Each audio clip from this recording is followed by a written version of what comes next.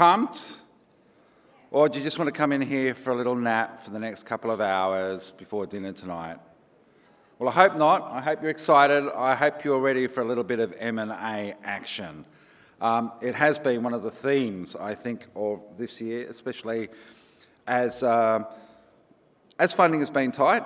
There have been alternatives in terms of scaling and growing, and we're going to explore this in this particular session. Buddy Up FinTech, M&A for exit and growth. And we have an amazing panel.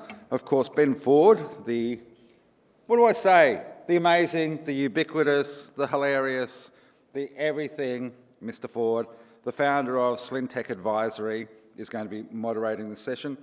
Alongside him is, of course, Sarah Gorman, the chair of FinTech Australia, three-time founder, which is not so much unicorn as triceratops, I think is the technical term, is it? Sarah, great to have you here. She's the head of growth and marketing at the Melbourne-based DAS, Digital Agricultural Services, Australia's largest agri-fintech in the country. And as a boy who spent a fair bit of time in the country, I know what an amazing sector that is to work and play and invest in. So great to have you here. Then we have Ryan Edwards-Pritchard, the CEO of Anna Money Australia, formerly the founder and CEO of Cape, an expense management platform, issuing business credit cards, which was acquired by the UK AI-powered business current account and tax app Anna Money. Is that right? Did I get all that right? You did. That's a mouthful. Yep. Thanks, mate. Nailed it, Simon. So far, so good. I'm going to stuff up at some stage this afternoon. I'm looking forward to it. And finally, Jason Serafino, the Chief Product and Information Officer, CPIO, which kind of sounds like a really epic Star Wars character, of Credit Clear Limited, leading the technology team in the development of the country's industry-leading debt collection automation platform, with a customer experience achieving NPS of 45 plus, winner of Best AI in FinTech in 2021 and 2022 at the FinTech Awards. I'm going to give it to you, Benny. Take it away. Ladies and gentlemen, put your hands together for our amazing panel. All yours. Awesome. Thank you, Simon. You are the MC with the most S, year in, year out, and I appreciate your kind words. Thanks for joining us, everyone. I thought we had the graveyard shift at 4 p.m. this afternoon. We've got the graveyard shift after lunch, but we do have a panel full of extremely well-credentialed and interesting fintech founders, organisers, workers, executives who are going to share their stories. Three very different M&A, not murders and executions, but mergers and acquisitions stories. And really we want to sort of explore how that can be used as a force for growth to accelerate the growth and the success of fintechs by working collaboratively to achieve more together and greater outcomes, whether it's through partnerships, acquisitions, being acquired. In lieu of, or given the time constraints we've got, we'll perhaps won't go into deep diving into intros today. I'll leave it to the guys to tell a bit about their merger, their M&A journey. We'll call it M&A for the rest of this panel. Perhaps we could start with you, Ryan. A bit about yourself briefly, a bit about the business you founded, but then also where you are now and what that journey has looked like. All of that? All of that. You've got 3 minutes. Bloody hell. All right, I'll try and keep it sweet and short in that case. So, hi everyone, I'm Ryan. So, as Simon mentioned before, originally the founder of a startup called Cape. And hopefully, as you can tell, I've still got a bit of a dodgy accent after 5 years of being here. So I'm actually from the UK. I set up Cape during the pandemic. And, you know, like all good things, I'd say the kind of need for a new solution kind of came to the forefront during the time of all of us working from home. And that was very much a kind of a catalyst of thinking around building Cape.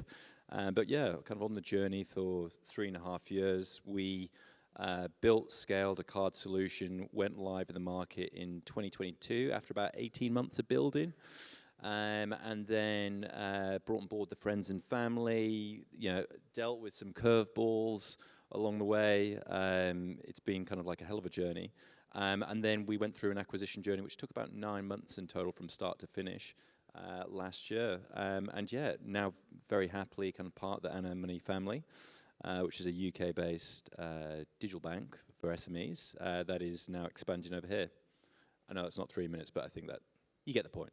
I do get the point, and we'll come back to that because there's a lot to unpack, and I know that's been a real roller coaster, and we're good friends, and I would just commend you for what you've been able to achieve in a short period of time, and with a lot of extraneous things going on. It really is impressive, and I think whilst not necessarily calling you a beacon for the fintech community, I think it is a really good success story that people should look at and observe and try and learn from and get some insights. So kudos to you. Cringing in my seat with all No, you're of not. that. You love that. No, I do not, but thank you. And Very kind. And Sarah, your story is a bit different. You're one of the co-founders of Digital Agri... Just DAS. So yeah, perhaps you could tell us a bit about your journey and how the sort of M&A and partnership thing has sort of worked from the get-go and it's got you to where you are today. Okay, so it's great to be here. Thank you so much, and thank you to my fellow panellists as well. We set up DAS about 6.5 years ago. We're working in what I'll say is one of the toughest areas of fintech and startup, which is agriculture. We're all about off-farm decision-making.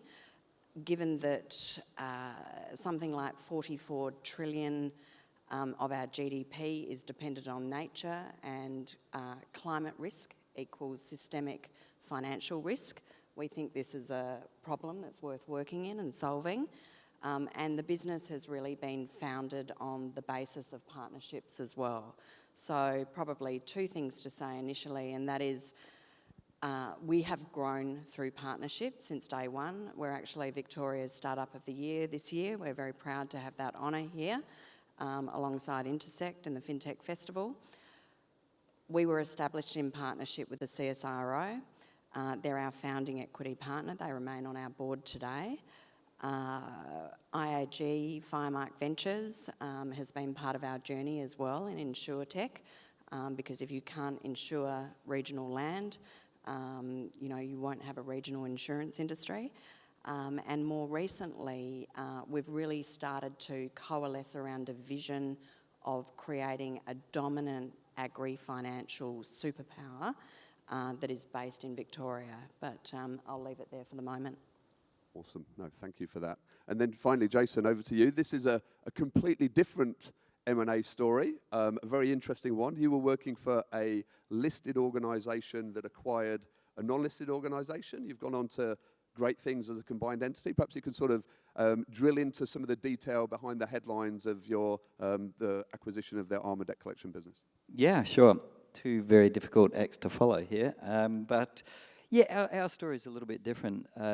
The organisation that I joined 6 years ago, it was 2 years old at the time, very much a startup, 10 people I think in the organisation. And the whole hypothesis was using digital to transform debt collection. Maybe not the sexiest place to be, but certainly an interesting area to be, because debt collection industry is one that has been very slow to adopt technology for good reasons. It's very heavily regulated. There's a lot of risk aversion in the industry.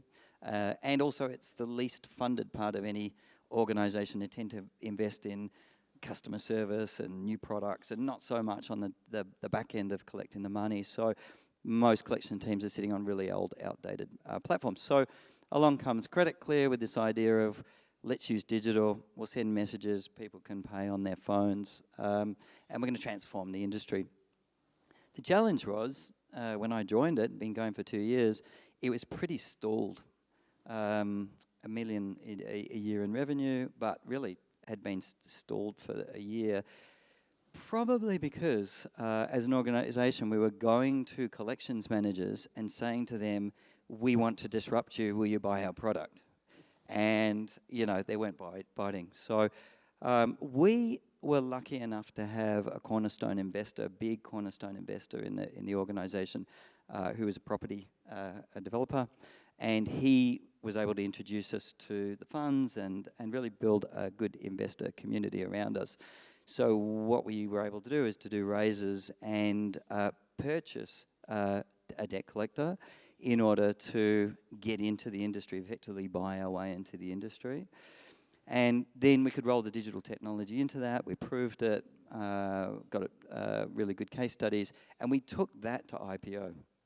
And because now we've got the scale of a traditional company with the excitement of a digital proposition, and that was really important. So we got to IPO, that was well supported, and then we were able to do the Armour acquisition. We knew the model worked now, and what we found was those same clients who were reluctant to take us on as a pure digital play were very happy to take us on as an outsourced debt collector using digital, because we now had the relationships and the credibility in the industry. And so, yes, then we did a much bigger raise, leveraged our multiples in order to buy Armour, and that's really been a game changer for us.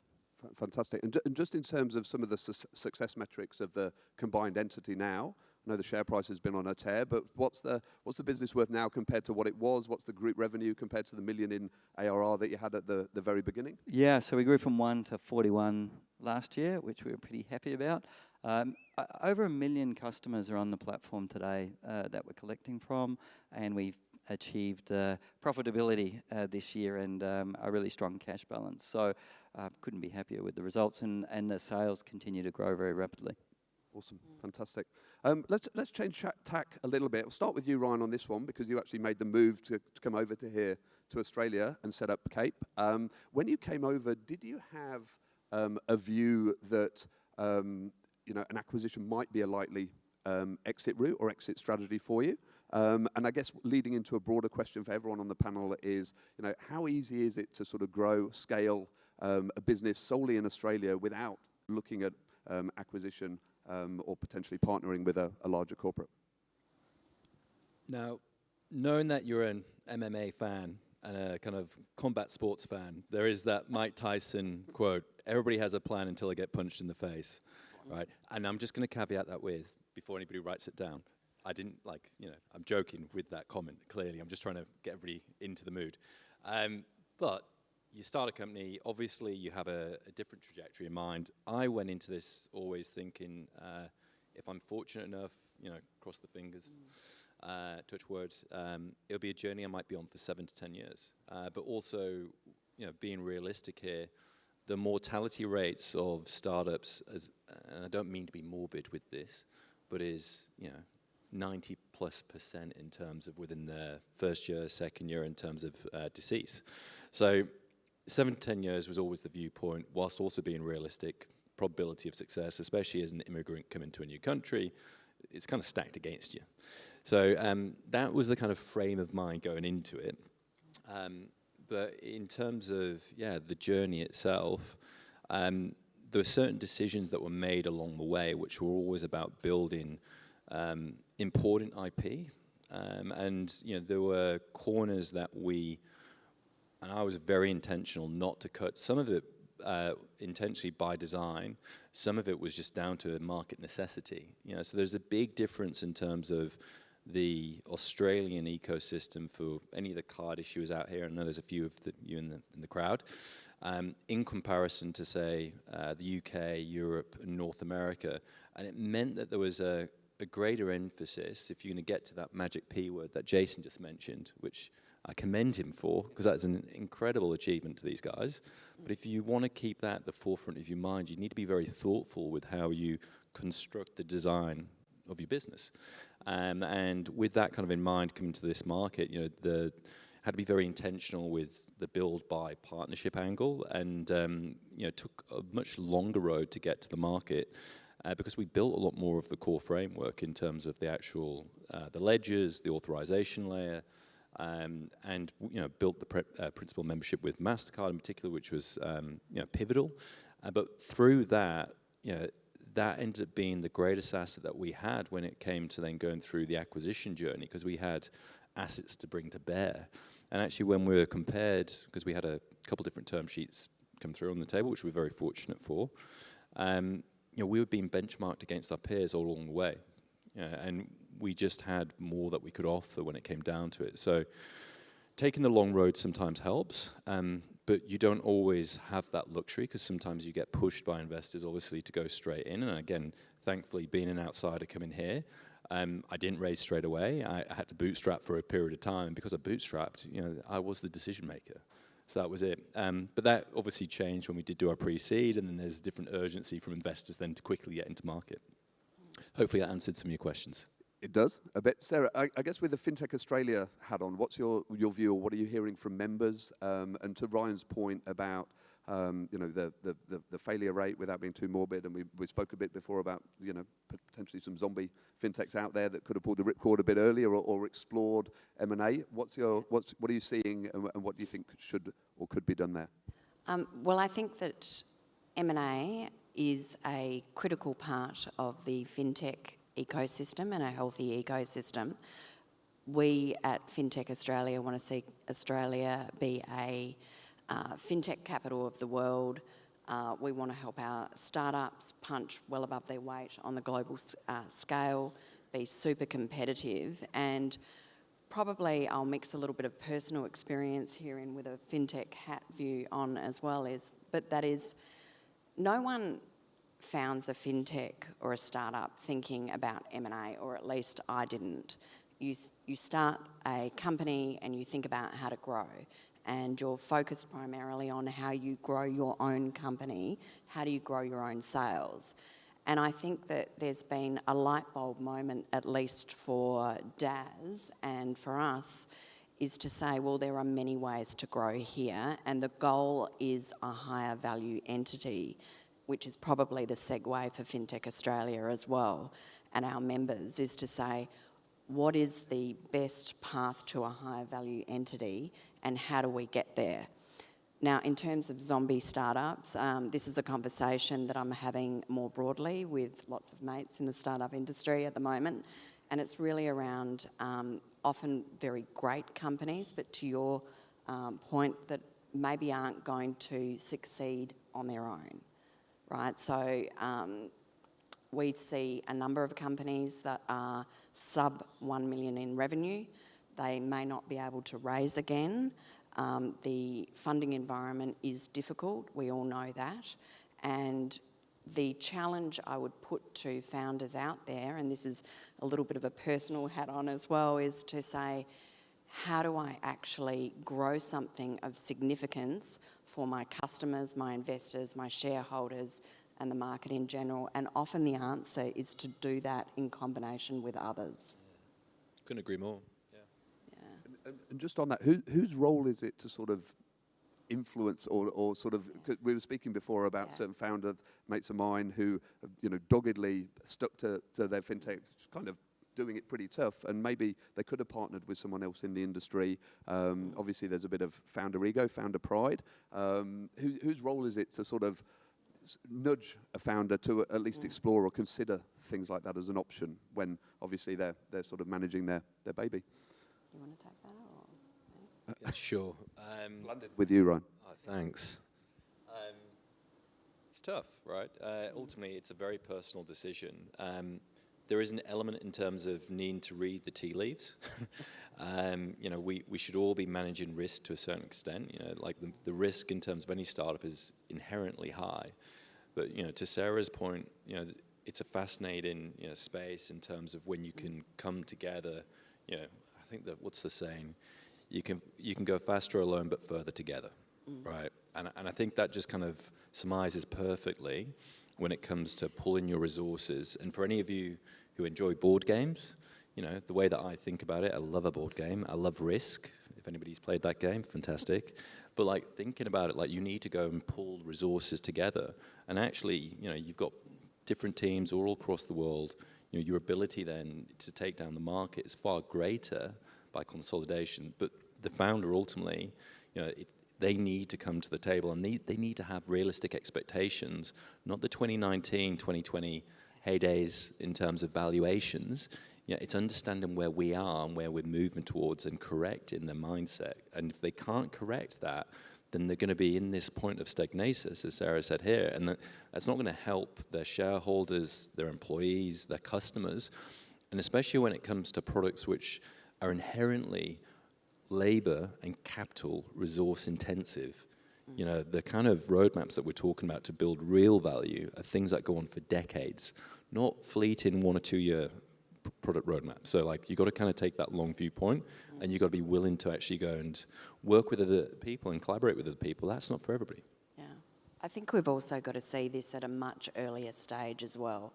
So there's a temptation or a tendency, I think, to believe that M&A is something that does happen further down the line. And I think that we've got to see much more early to mid-stage M&A as well. So 10, 20, 30 million, up to 100 million. There's a lot of conversation around this at the moment with the proposed M&A shake-up as well. But, you know, a founder that can exit on a 100 million deal is creating generational wealth that can be then reinvested back into the ecosystem. And again, we've really got to see that reinvestment and the kind of successes that you've had as well, where we're creating these entities and it's creating that flywheel effect as well, where we're seeing more successes. And picking up on that, I couldn't agree more, by the way, Yeah. but picking up on that role of the founder and them leaning into it, something I've observed is that having investors or potential investors around you, they provide you a different kind of advice and perspective. And if you're cultivating that early in the process, whether you choose to bring them in or not, they are going to have a different perspective on how to achieve that growth or how to achieve that higher valuation. It's just you're buried in the product, thinking about it from that out, you know. And certainly that was the case for Credit Clear. You know, we had a group of investors who around us who were invested in the product, but not particularly, you know, deeply knowledgeable about it, who are giving us complete alternatives we hadn't thought about. Have you thought about growing this way? Well, we hadn't. And so I think cultivating that early in the process is a big advantage. I think that's really important, that thinking differently, and everybody at this conference and in these rooms, you know, the buddying up that's actually happening out in the corridors and the halls, you know, this is what this community does really well, and thinking differently is a big part of it. But as a part of that thinking differently, it's who do you buddy up with and how do you think about M&A itself? Because it's not just partnering with another fintech, it could be partnering with a bank. You know, look at Up, for instance, with Bendigo. You know, it's who is the right partner and applying all of our big thinking to what that can generate and what it can be. Yeah, I mean, sorry, go on. You guys keep talking. I might as well not be here. Hey, steady on. No, it's a really interesting point. And again, talking firsthand for us, I mean, we had by the end, we had a couple of different offers kind of go through, but there were two very concrete ones that came through at the end that we looked at side by side, and I mean, it was the victor. But the other one was completely different. It was a payment service provider. Large, profitable, break-even, you know, local as well, domestic. And yeah, I mean, like a very different proposition for us, but that was only possible down to the fact that we had all of the core infrastructure. Now, the journey we would have then gone on would have been very different because it would have been actually powering other fintechs and lenders, as opposed to, you know, my real passion is getting products into the hands of small business customers and actually helping them save money, helping them save time doing that. So it was two very different journeys you could have gone on, but you need to think very laterally in terms of where can, you know, the raw assets you've got, the direction you want to take, and then equally, just to Jason's point as well, just being mindful in terms of, you know, shareholders, the board, advisors, like how can you consult with them on that journey and actually taking everybody on the journey with you. Fantastic.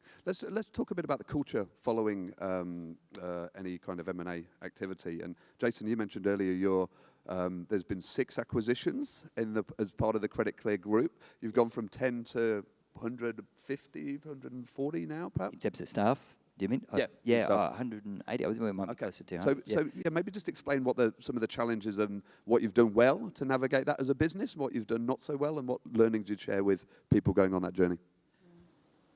That's a big question. I think that culture is really important to look at in an acquisition. You've really got to look to see how your culture and their culture is going to mix. I think it is an important consideration. It was certainly something we gave strong consideration to. You've got to have that meeting of minds because you're going to be working very close together for a long period of time. I think we did that pretty well. I think there was a instant coming together of the organisations. You know, that it was really obvious at every level, happened straight away. we were talking a bit earlier before as well. I think one of the challenges in acquisitions is you're buying the whole company, and there's probably bits of it that you really like, and that's what you're buying it for. But you know, you're not just buying those couple of clients or those parts of the business that you really like, and you're getting this whole kind of complicated history when you do. And I think it's very important to go into it eyes open. It's always going to be harder than you think it is to merge. We're now really 3 years down the track, so we're at the tail end of that. To answer your question, maybe if we look back, there would have been parts of those organisations where we said, oh, maybe we'll take that bit, and maybe we might not take that bit. But you can't do that. I mean, they gave us the step up at the time. It was successful. We all worked together. We're here where we are now, and I think you just kind of have to accept the challenges with the good as you work through it. And Ryan, perhaps to you, can we ask you candidly, you've gone from being a founder to technically an employee, I guess now. What's that sort of felt like and looked like for you in terms of reporting lines and things like that? What's changed for you on a day-to-day basis? I mean, the thing is, you're always accountable to somebody.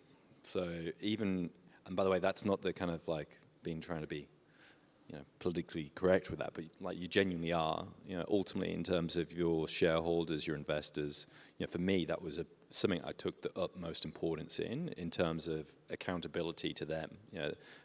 They've put their hard-earned money into the business. I made sure I sweated everything for them to keep them updated with what was going on, and worked for them, worked for the team, worked for the staff.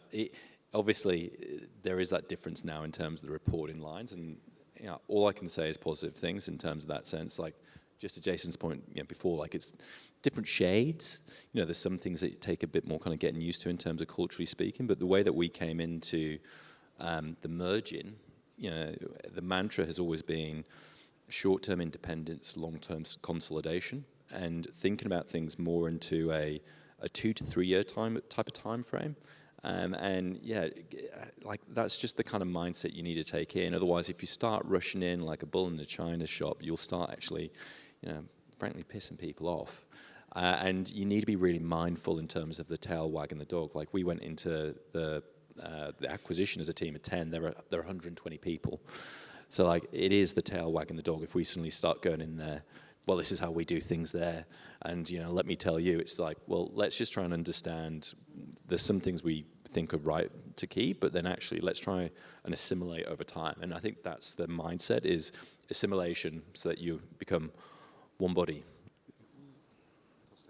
And we've got 3 minutes left. I don't know if there's any questions in the audience that anyone wants to ask. If not, I've got some more very boring questions. So if there are any questions, I don't know if you're supposed to walk. We'd love questions. We'd love questions, and you can walk up to the microphone. If not, I was just going to ask you, Sarah, on the new Treasury guidelines around M&A. I told you it was a boring question.